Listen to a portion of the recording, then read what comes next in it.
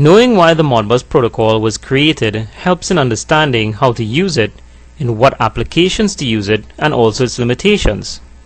For quite a while, process plants would be controlled by large microprocessor-based systems called distributed control systems, or DCSs.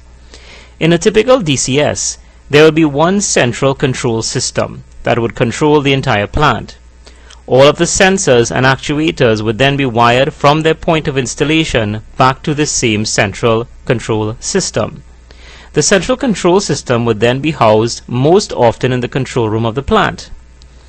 Now, DCS systems were very expensive to purchase and maintain for several reasons, including the cost of expensive cabling that had to be run from every sensor and actuator back to the central location.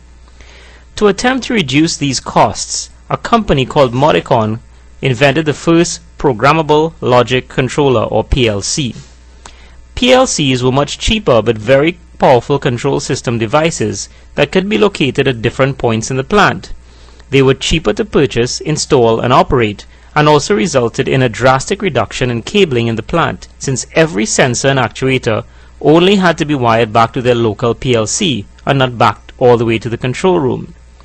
The downside of this approach was that different parts of the plant still needed to know what the other was doing. Hence, there needed to be a way for the various Modicon PLCs to communicate with each other and share their data. So in 1979, Modicon came up with the Modbus Protocol. Modbus stands for Modicon Field Bus.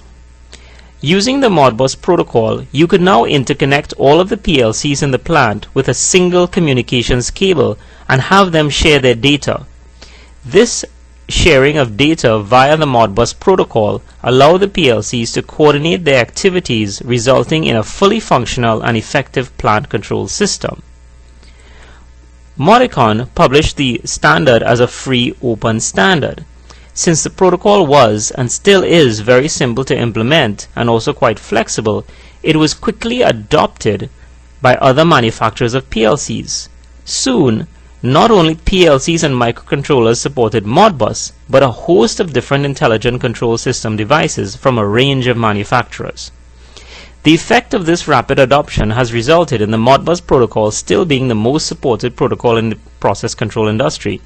Most devices from manufacturers will support their own proprietary protocol plus Modbus. So in conclusion, the Modbus protocol was born really out of a need to utilize PLCs to run process plants in a more cost-effective manner. Modicon could have not predicted that it would spread into all of these areas of process control, SCADA, and automation.